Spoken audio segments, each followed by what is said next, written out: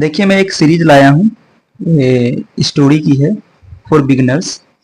तो ये एक बुक है मेरे पास अकबर और बिरबल की। इसमें 100 क्या है स्टोरी है इन्हीं दोनों आदमी को लेकर, अकबर और बिरबल को लेकर।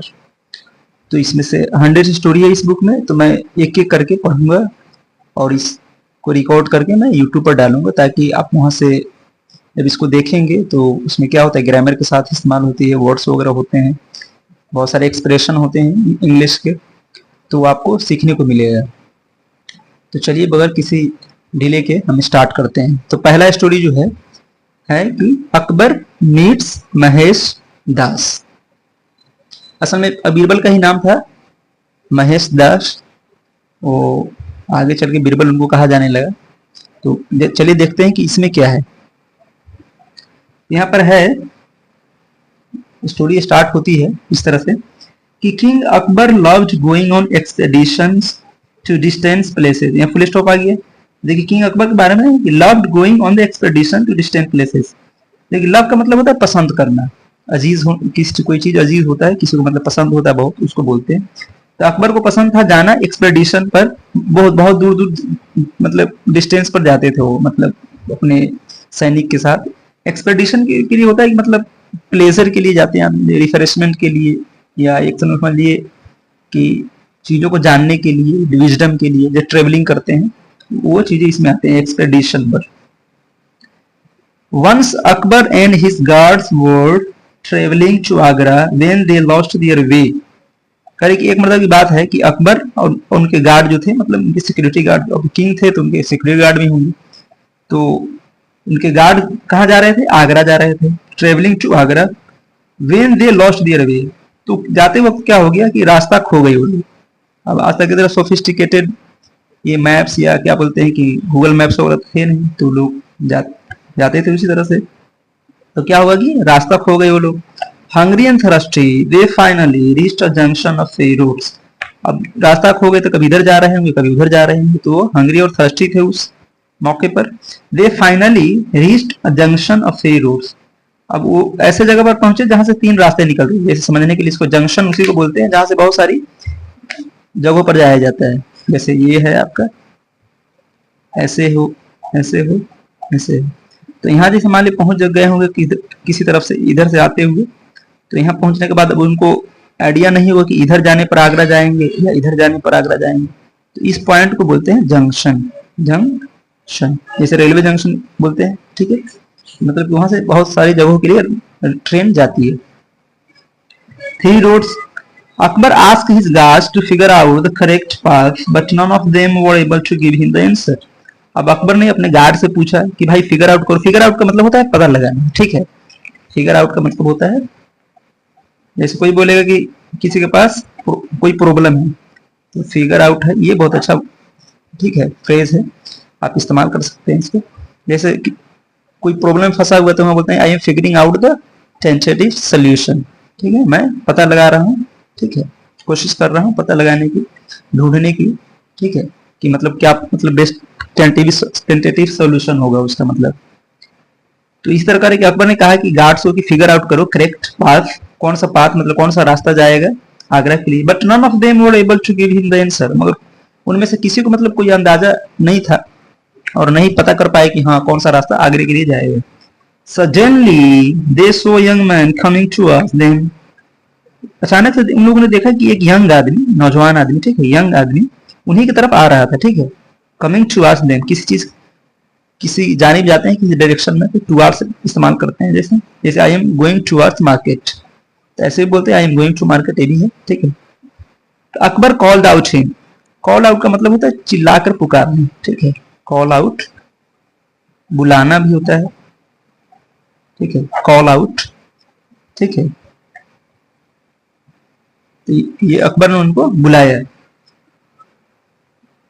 अकबर कॉल्ड आउट हिम, उनको बुलाया, जो यंग आदमी आ रहे थे उधर उनकी तरफ, and said stop, we are stuck at this junction, can you tell us which of these roads goes to Agra. अब अकबर ने उनको रोका कि भाई रुको, ठीक है, उन लोग फंसे हुए थे वहां पर जंक्शन पर, यहाँ से 2-3 रास्ते निकल रहे थे, 3 रास्ते।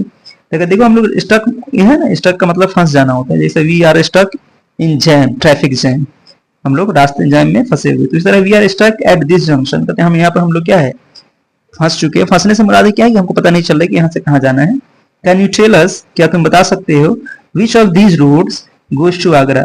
अब देखिए विच ऑफ दिस, विच, इसको समझिए, which of this.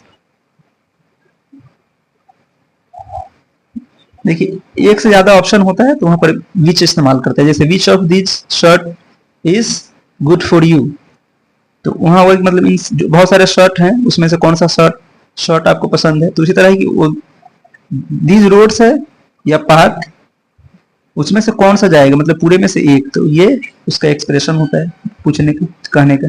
Which of these roads, इन सब में से कौन सा रास्ता है जो आगरा जाता है। The man said none of these roads goes to Agra, कह रहा है कि उन्होंने बताया कि इसमें से कोई रास्ता आगरा नहीं जाता है।